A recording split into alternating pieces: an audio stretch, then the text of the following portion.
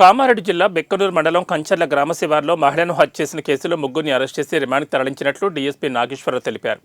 Kamareddy DSP కార్యాలయంలో media సమావేశం నిర్వహించారు. కంచర్ల గ్రామ శివార్లోని వ్యవసాయ భూమిలో ఒంటరిగా పనిచేస్తున్న మహిళ బల్లేముల సుగుణను హత్య చేసి 3 తులాల బంగారం ఆభరణాలు దొంగిలించిన కేసులో అల్లెపు మల్లయ్య అన్న నిందితుల విషయం బయటకు వస్తుందని భావించి పురుగుల మంది సేవించి ఆత్మహత్య చేసుకుని మృతి చెందాడని తెలిపారు.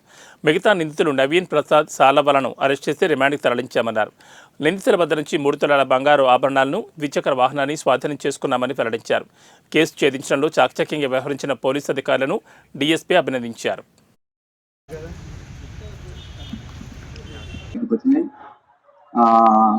కాబట్టి కూడా రికవర్ మనం స్వాధీనం చేసుకోవడం జరిగింది. Good evening all.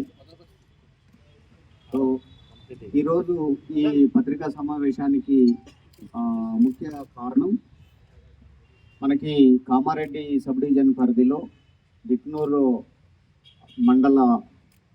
మండలంలో ఉన్నటువంటి కంచర్ల గ్రామ శివార్లో 20/11/2024 రోజు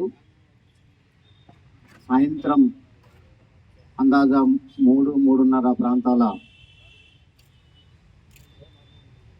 బల్లేముల సుగుణ మరియు ఆమె యొక్క భర్త ఇద్దరు ఆ గ్రామ శివార్లు రోడ్డు పక్కముంటున్నటువంటి వాళ్ళ సొంత వ్యవసాయ భూమిలో పాలకూర సాగు చేస్తున్నారు. అటువంటి పాలకూరని పెంచి కట్టలు కట్టేదానికి భార్యాభర్తలు ఇద్దరు చేను కాడికి పోవడం జరుగుతుంది. సో భార్య పాలకూరని పెంచి కట్టలు కట్టుతున్నటువంటి క్రమంలో ఆ పాలకూర కట్టలు కట్టేదాని కోసం నార కోసమని భర్త గొడవలు తీసుకొని